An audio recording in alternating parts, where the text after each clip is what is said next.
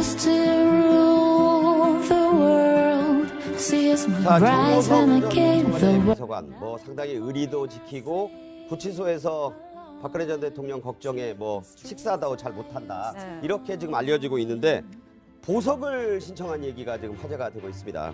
법원에서는요 공범인 박 전 대통령의 심리에 오랜 시간이 걸리는 점을 감안해서 정호성 전 비서관의 신병을 처리하겠다. 이러던 상황에서 좀 보석 신청은 또 어떤 얘기입니까, 이거? 지금 사실 이제 1심 재판에서 구속을 한 상태에서 재판할 수 있는 기간이 6개월이에요. 그런데 11월 21일 날, 작년 11월 21일 날 정호성 비서관이 이제 재판에 넘겨졌기 때문에 5월 20일까지밖에 구속 상태를 유지할 수는 없어요. 그러니까 5월 20일이 되면 당연히 석방을 하기 때문에 그러면 사실 먼저 1심에서는 정호성 비서관은 5월 22일 전에 선고를 하는 게 맞습니다. 그런데 재판부 입장은 박 전 대통령과 어떤 공범관계이기 때문에 같이 재판을 해서 나중에 선고하는 게 맞다 이렇게 판단을 하고 있는 거예요. 그러면 사실 5월 20일 이후까지 정호성 비서관을 구속 상태를 계속 유지할 수 없는 거죠. 그래서 재판부는 5월 20일 이전에 직권으로 석방을 해주겠다. 그런데 석방할 수밖에 없습니다. 재판부는. 그렇죠. 그런데 일반적으로 이렇게 구속 만기가 다가와서 재판부가 구속 만기 때 석방할 것 같으면 일반적으로 변호인이 보석 신청을 합니다. 아, 원래 그런 그렇죠. 그래서 그러면 구속 만기 이전에 직전에 보석을 대부분 허락해주죠. 그런데 되도록이면 하루라도 빨리 나오기 위해서 이제 보석 신청을 한 것으로 이렇게 보면 되는데 일단 재판부에서 뭐 풀어줄 의향이 있는 것 같아요. 근데 만약에 풀어줄 의향이 없으면 지금 검찰에서 국회 어떤 증언에 불출석 했지 않습니까? 그럼 이것도 사실은 처벌 대상이에요. 그러면 그걸 가지고 사실은 구속 만기 연장을 할 수 있는데 그건 그렇게 뭐 중하지 않기 때문에 구속 만기 이전에 이제 풀어줄 생각을 재판부가 갖고 있다고 보면 될 것 같습니다. 그러면 이제 기다리면 나갈 수 있는데 빨리 나가야 될 무슨 사유가 있을까요? 그러니까 지금 이제 변호사님 말씀하신 것처럼 관행적으로 그렇게 한다고 저도 들었어요. 그러니까 변호사들 입장이나 법원 입장에서는 구속이 이제 끝나는 시점에서는 미리 보석을 신청해 나간다고 하는데 우리가 의심해 볼 수 있는 부분은 물론 한계는 있을 것 같아요. 정호성이 나와서 증거인멸이나 이런 부분을 할 수 있는 한계는 있지만 그럼에도 불구하고 다른 두 사람 있잖아요. 안봉근, 이재만이라고 하는 두 사람이 지금 숨어있는 상태지 않습니까? 그렇죠. 전혀 드러나지 않고 있는 상태이기 때문에 혹시나 이 세 명이 다시 증거인멸에 나설 가능성도 전혀 배제할 수는 없는 상황이라고 볼 수 있겠습니다. 이재만, 안봉근 같은 경우도 물론 지금 다른 사람의 증언을 보면 정호성 같은 경우에는 브레인이라고 그랬고요. 이재만, 안봉근 같은 거는 직접 움직이는 손과 발이었다 이런 얘기를 하거든요. 그러면 세 명이 다시 뭉쳐서 혹시나 남아있을 수 있는 박근혜 전 대통령 최순실 게이트 관련 증거들을 인멸할 가능성은 충분히 고려해 볼 수 있는 부분이라고 할 수 있겠습니다. 그래서 좀 빨리 나가려고 할 그럴 의도가 있다고 볼 수 있겠죠. 자, 실제로 정호성 전 비서관이 충신이다 뭐 이런 얘기도 듣고 있고 사실 식사를 잘 못한다는 게 걱정도 되고 그렇다는 얘기 아니에요. 지난 1월에 최순실 씨에 대해서 한 얘기가 또 주목해봐야 될 얘기인데 들어보죠. 최순실 씨는 기본적으로 저희 입장에서는 없는 사람입니다. 그러니까 대외적으로 없는 사람입니다. 이 사람이 존재하지 않고 그냥 뒤에서 아무도 모르게 조용히 도와주는 사람이었지. 근데 안타깝게도 지금 이 상황까지 오게 된 게 이분이 이렇게 밖으로 이렇게 뭔가 등장하면서 뭔가 일이 지금 이렇게 꼬인 것 같은데 증인이 지금 얘기한 그 말이 결국 비선 실세라는 거죠. 그러니까 헌재에서의 증언을 저희 들어봤는데 이걸 들어보면 이 정호성 비서관 이 최순실 씨가 비선 실세라는 거에 대해서 가장 많이 잘 알고 또 증언할 수 있는 사람 아닙니까? 그런데 지금 얘기를 들어보면 법원에서 석방해줄 가능성이 있다 이렇게 얘기가 나오거든요. 괜찮을까요? 그러니까요. 뭐 방금 얘기가 있었지만 이재만, 안봉근 이런 분들도 사실은 제가 볼 때는 뭐 상식적으로 볼 때는 충분히 수사 대상이 되는데 특검이나 검찰에서 사실은 뭐 수사도 하지도 않았고 뭐 이렇게 소환할 그런 계획도 전혀 없었던 것처럼 보여지기 때문에 브레인인 정호성 전 비서관이 만약에 이렇게 석방돼서 나올 경우 세 사람이 또 모여가지고 여러 가지 뭐 관련된 모의를 할 수도 있고 뭐 대통령과 관련된 뿐만 아니라 실질적으로 저 문고리 3인방은 최순실 씨가 원래 스카우트 해가지고 대통령한테 소개해준 사람 아닙니까? 일요일마다 모여서 회의도 하고. 아니 1998년 대통령이 선거를 그때 선거할 때 그때 정윤회 씨가 이렇게 만들어가지고 그 팀을 만들어서 했던 사람이 한 거죠.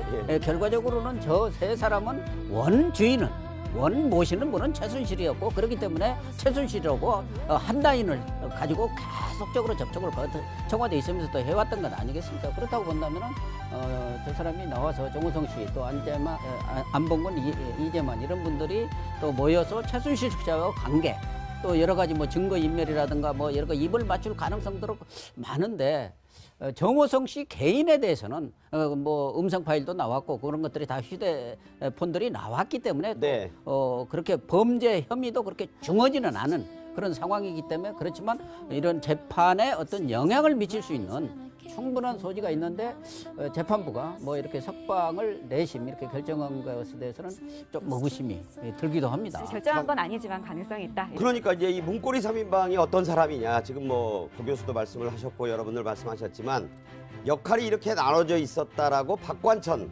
전 경정은 얘기를 했었습니다. 자, 문고리 3인방 가운데 정호성은 아까 브레인 말씀하셨는데 머리다. 안봉근이 다리고 이재만은 손이다.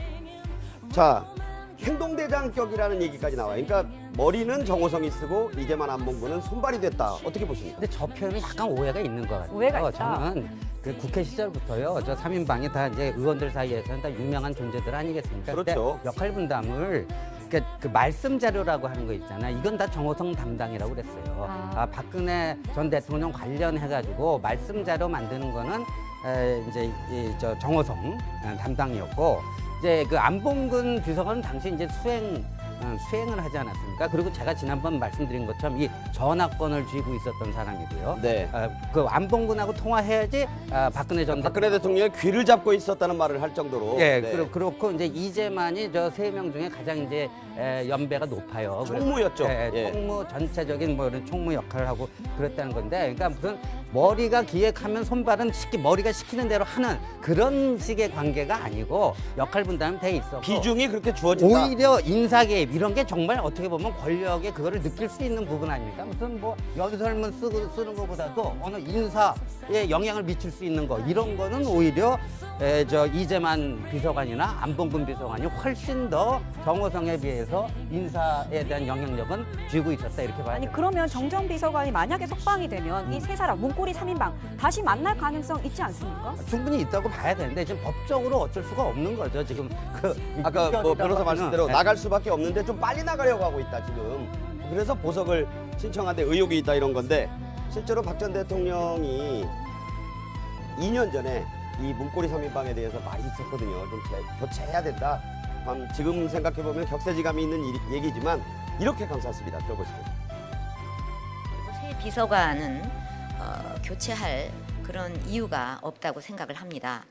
그동안에 뭐 검찰은 물론이고 언론 또 그 야당 뭐 이런 데서 그냥 무슨 비리가 있나 이 샅샅이 정말 그 오랜 기간 찾았지만 그런 게 하나도 없지 않았습니까? 의혹을 받았다는 이유로 내치거나 그만두게 한다면 누가 제 옆에서 일을 할 수 있겠습니까? 저때 정말 단호하게 절대 내칠 수 없다 그랬잖아요. 그때 좀 내쳤더라면은 사실은 박근혜 전 대통령이 지금 이런 상황은 오지 않았겠느냐. 저게 이제 정윤회 문건 사건이거든요. 그렇죠. 13, 그 내용을 예. 박근혜 전 대통령도 다 아는 거고 거기에서 정윤회 씨, 최순실 씨가 역할을 했다는 그 내용이 다 나와 있는데 그 부분을 네, 정말 찌라시라 이렇게 박 대통령 스스로 그렇게 말을 했으니까 찌라시라고 하면서 깔아뭉개고 그 본질적인 내용보다는 문서 유출권으로 돌아가서 이제 박관천 씨라든가 이런 분들을 퇴출을 시켰었으니까 그런 점이 좀 아쉽고 정말 저 세 사람에 대해서는 뭐 박 전 대통령이 사람에 대한 어떤 집착이라든가 이런 게 강하기도 하지만 뭐 신뢰를 한 것 같은데 어쨌든 저 사람이 지금 이렇게 빨리 나오려는 것은 대통령 나와서 지금 변호사 선임이라든가 이런 부분들 좀 세 사람이 또 모여갖고 뭔가 보좌를 해주고 예. 지금 재판도 연기를 하겠는데 지금 그대로 5월 초에 강행을 하지 않습니까? 네. 그러니까 빨리 나와가지고 정호성 씨가 또 뭔가 좀 도와줄 부분이 있다고 스스로 판단하고 있는 건 아닌가 그런 생각이 들어요. 아 네. 그렇군요. 그런데 뭐 그 당 정인의 문건 당시에 내칠 수가 없는 상황이죠. 아무리 큰 일이 일어나도 사실 문고리 3인방 최순실, 박근혜 전 대통령 거의 한 몸이라고 볼 수밖에 없는 거예요. 그런데 여기서 몸의 일부를 떼어낼 수가 없는 네. 그런 상황이었다 보고 근데 정호성 비서관이 석방이 되면 여러 가지 이제 문제점이 있을 수 있어요. 왜냐하면 지금 공무상 비밀 누설로 수사를 많이 받았지만 특검이 됐건 검찰이 됐건 굉장히 수사 많이 받았고 내용을 잘 알고 있기 때문에 네. 제가 볼 때는 박근혜 전 대통령의 어떤 재판이 시작이 되면 네. 또 그 시작 되기 전에라도 석방이 되고 나면 거기에 합류할 가능성이 저는 굉장히 많다고 봅니다. 예. 그래서 어떤 그 박근혜 대통령의 어떤 변호인단이 박근혜 대통령을 변론하는 데서 굉장히 가장 많은 걸 알고 있는 사람일 가능성이 크다는 거죠. 네. 수사 그런 거에 대해서. 그래서 도움을 많이 줄 수 있다. 저는 그렇게 보고. 네. 그런데 안봉근 이재만 어떤 전 비서관들에 대한 부분은 제가 볼 때는 이건 개인적으로 좀 수사를 좀 해야 돼요. 지금 입건도 안 됐잖아요. 그렇죠. 입건도 안 돼 있는데 사실 경찰 인사랄지 수많은 지금 공직 인사에 개입된 정황들이 굉장히 많거든요. 많죠. 그러면 공직 인사에 본인이 개입을 한 걸로만 끝나는 게 아니고 거기는 반드시 뒷거래가 있다. 우리가 말하는 검은 돈의 흐름이 있다고 봅니다. 그래서 네. 그 부분에 대해서는 일단 5월 9일 선거가 끝나고 나면 네. 또 검찰 수뇌부도 뭐 바뀔 가능성이 크지 않겠습니까? 그러면 제가 볼 때는 이걸로 끝나는 게 아니고 또 다른 수사가 시작될 가능성이 크다. 저는 그렇게 봅니다. 자, 그 또 다른 수사와 관련해서 이 민주당에서 우병우 특검법 가칭 이걸 지금 발의를 했지 않습니까? 네. 이 부분에서도 또 특검을 하자는 거 아니에요? 네. 그럼 우병우 특검이라는 게 뭐 최순실 이 문제와 문고리 3인방까지 연관될 수 없는 얘기 아닙니까? 그렇죠. 그러니까 우병우 특검법을 만드는데 꼭 우병우 한 사람만을 겨냥한 맞춤형 특검법이 될지 수사의 그 대상이나 범위를 어디까지 잡을 것일지 그런 건데요. 저 지금 뭐 이제 정호성 비서관이 아닌 안봉근 이재만 두 비서관이 청와대 재직 시절에 좀 부당한 인사 개입이나 이런 거는요. 굳이 특검은 안 해도 네. 검찰에서도 마음만 먹으면 얼마든지 지금이라도 수사할 수 있습니다. 네. 그런데 특검법 만들고 하려면 굉장히 또 힘들잖아요. 또 정치적으로 또 이제 합의해야 되고 하니까. 그래서 일단 제가 볼 때는 이제 정권이 바뀌고 나면 검찰 수뇌부도 다 바뀔 거 아닙니까? 그러면 의지만 있으면요. 이재만이나 뭐 안봉근 그리고 최순실 씨와 관련된 부분도 사실은 대기업부터 돈 받은 거 말고요. 내부적으로 어떤 돈 거래가 있을 수 있기 때문에 계좌 추적 그런 걸 통하면 또 새로운 범죄 사실이 많이 나올 거라고 봐요. 자, 대선 1위를 달리고 있는 더불어민주당 문재인 후보 측의 정당인 민주당의 의원 45명이 우병우 특검법을 발의했다. 물론 다른 당과의 합의를 거쳐야 되겠지만 상당히 새로운 수사가 시작될 가능성을 열어놓는 그런 얘기를 전하면서요.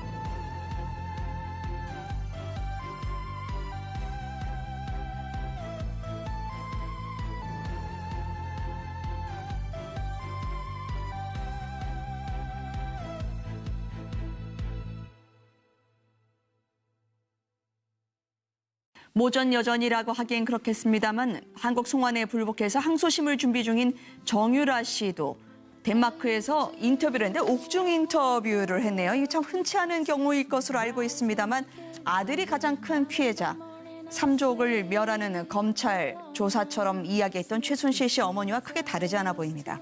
그렇죠. 정유라 씨가 그 현지 언론 매체하고 인터뷰를 네. 했는데요. 거기서 앞서 말씀하신 것처럼 지금 한국에 돌아갈 경우에는 자신의 아들이 빼앗길 수밖에 없다. 네. 그리고 저 자신의 그 아들의 그 아버지 격인 이 신모 씨가 다시 양육권을 빼앗을 갈 가능성이 높다. 그렇기 때문에 자신은 갈 수가 없다는 이야기를 지금 하고 있는 거 아닙니까? 저는 뭐 이러한 그 인터뷰 자체가 결국은 이 덴마크에서 이 송환을 거부하려는 그러한 그 의도로 한 것이 아닌가 하는 생각입니다. 한국으로 돌아갈 경우는 정치적 박해뿐만 아니라 상당히 어떻게 보면 그 덴마크 사람들도 그 신성을 울릴 수 있는 이 아들을 빼앗길 수 있다. 그 부분을 자극함으로써 자신의 그 송환 그 기간을 조금이라도 더 늘려보려는 그런 의도를 갖고 인터뷰를 한 것 같습니다. 네, 무엇보다 한국에 가게 되면 당국이 전 남자친구한테 아들을 넘길까 봐 두렵다고 하는데요.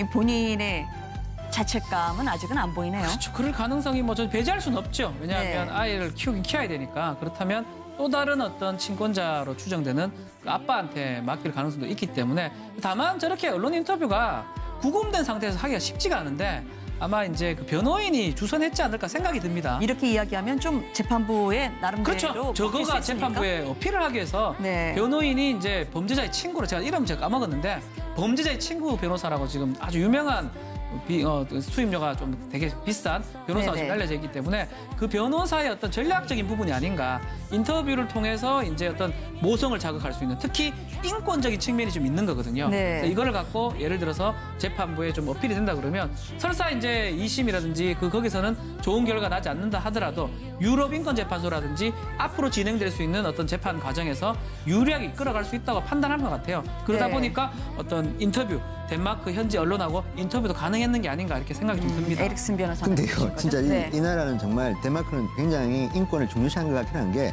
정유라 씨가 이 인터뷰를 하나만 한 게 아니라 뭐 여러 군데서 한 거로 보이네 보니까 뭐 현지 매체 BT라는 곳과도 하고 네. 또 지금 나와 있는 엑스타블렛이라는 곳과도 하고 했는데 네. 어쨌든 정유라 씨는 자기의 변호권을 행사하는 것이기 때문에 저기에 대해서 우리가 뭐라고 할 수는 없지만 일반 국민이 볼 때는 정말 불쾌할 겁니다. 왜냐하면 아직까지 무죄 추정이지만 죄를 짓지 않았다면 이런 상태까지 올 이유가 없지 않습니까? 그리고 정유라 씨는 지금 이제 애가 아마 상당히 자랐습니다. 18개월 미만이었으면 정유라 씨가 국내 구치소에 갈 때도 같이 갑니다. 그런데 18개월이 지금 지난 거로 보이기 때문에 어쨌든 정유라 씨는 한국에 오면 구치소에 들어가든지 감옥에 가든 간에 아들과는 헤어져야 됩니다. 그리고 대한민국 법원도 나름대로 판단할 겁니다. 이 아들 그러면 정유라 씨의 친척한테 보내는 게 맞는지 아니면 아들, 쉽게 하면 이제 자기 전 남편이죠. 남편한테 보내는 게 맞는지 이 아이의 미래를 생각해서 주는 거기 때문에 그것까지 이분이 판단할 필요는 없고요. 또 하나는 정유라 씨 인터뷰 보면 이런 게 더 나옵니다.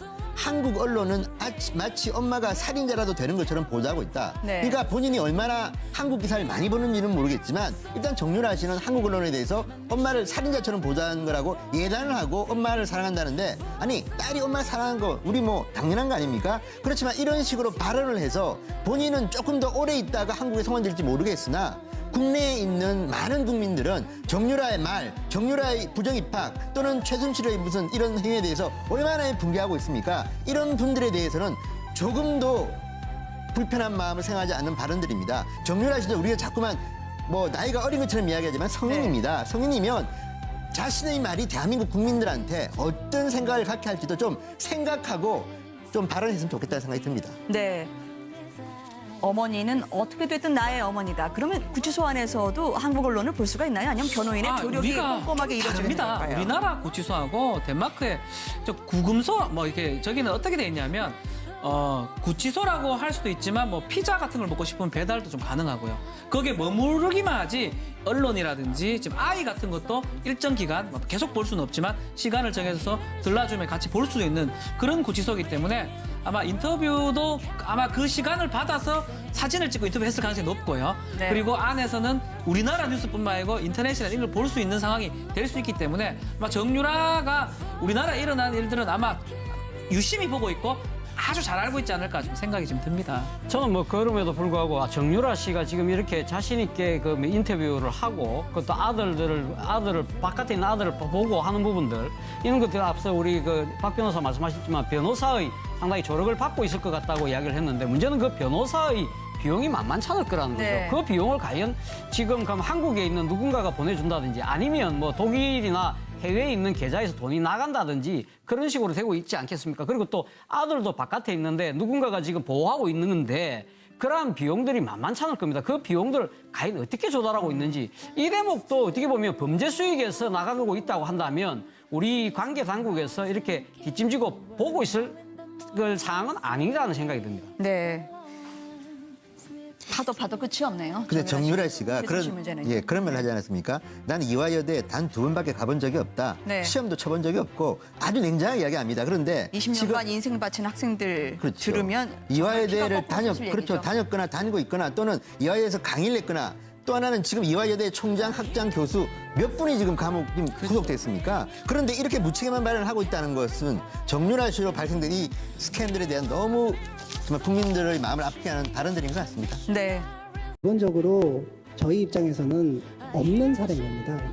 그러니까 대외적으로 없는 사람입니다. 이 사람이 존재하지 않고 그냥 뒤에서 아무도 모르게 조용히 도와주는 사람이었지.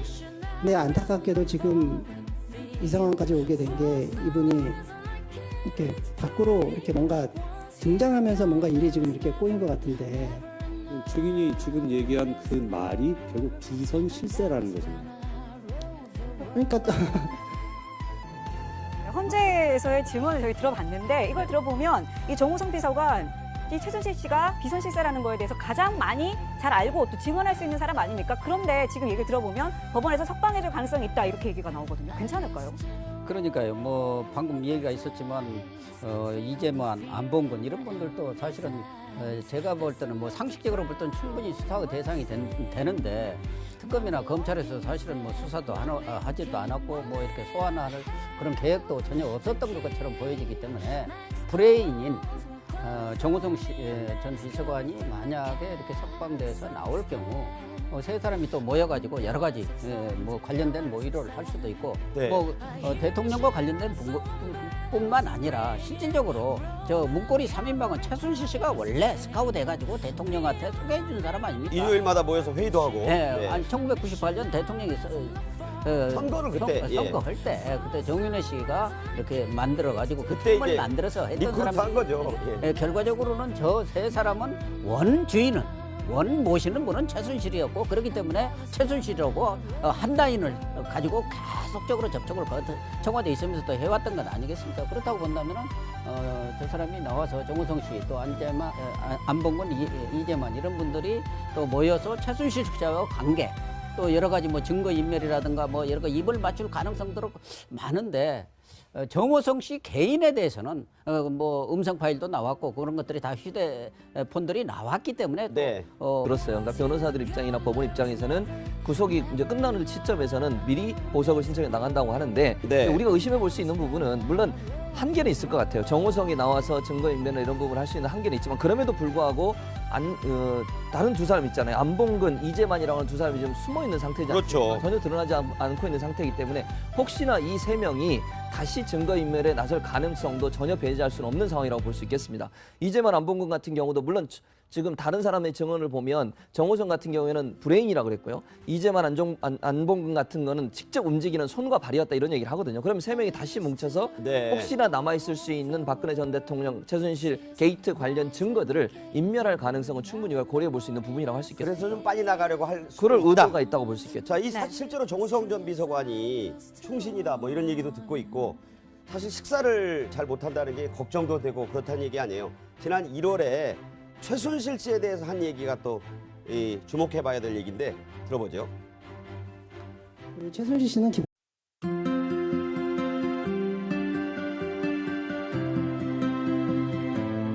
I used to rule the world, see us rise when I gave the world. 비서관 뭐 상당히 의리도 지키고 구치소에서 박근혜 전 대통령 걱정에 뭐 식사도 잘 못한다 네. 이렇게 지금 알려지고 있는데 보석을 신청한 얘기가 지금 화제가 되고 있습니다. 법원에서는요 공범인 박 전 대통령의 심리에 오랜 시간이 걸리는 점을 감안해서 정호성 전 비서관의 신병을 처리하겠다. 이러던 상황에서 좀 보석 신청은 또 어떤 얘기입니까, 이거? 지금 사실 이제 1심 재판에서 구속을 한 상태에서 재판할 수 있는 기간이 6개월이에요. 그런데 네. 11월 21일 날, 작년 11월 21일 날 정호성 비서관이 이제 재판에 넘겨졌기 때문에 5월 20일까지밖에 구속 상태를 유지할 수는 없어요. 그러니까 5월 20일이 되면 당연히 석방을 하기 때문에 그러면 사실 먼저 1심에서는 정호성 비서관은 5월 22일 전에 선고를 하는 게 맞습니다. 그런데 재판부 입장은 박 전 대통령과 어떤 공범 관계이기 때문에 네. 같이 재판을 해서 나중에 선고하는 게 맞다 이렇게 판단을 하고 있는 거예요. 그러면 사실 5월 20일 이후까지 정호성 비서관을 구속 상태를 계속 유지할 수 없는 거죠. 그래서 재판부는 5월 20일 이전에 네. 직권으로 석방을 해주겠다. 그런데 석방할 수밖에 없습니다. 재판부는. 그렇죠. 그런데 일반적으로 이렇게 구속 만기가 다가와서 재판부가 구속 만기 때 석방할 것 같으면 일반적으로 변호인이 보석 신청을 합니다. 아, 원래 그런 그렇죠. 그래서 그러면 구속 만기 이전에 직전에 네. 보석을 대부분 허락해주죠. 그런데 되도록이면 하루라도 빨리 나오기 위해서 네. 이제 보석 신청을 한 것으로 이렇게 보면 되는데 네. 일단 재판부에서만 풀어줄 의향이 있는 것 같아요. 근데 만약에 풀어줄 의향이 없으면 네. 지금 검찰에서 국회 어떤 증언에 불출석 했지 않습니까? 그럼 이것도 사실은 처벌 대상이에요. 그러면 그걸 가지고 사실은 구속 만기 연장을 할 수 있는데 그건 그렇게 뭐 중하지 않기 때문에 구속 만기 이전에 이제 풀어줄 생각을 재판부가 갖고 있다고 보면 될 것 같습니다. 자, 그러면 이제 기다리면 나갈 수 있는데 빨리 나가야 될 무슨 사유가 있을까요? 그러니까 지금 이제 변호사님 말씀하신 것처럼 관행적으로 그렇게 한다고 저도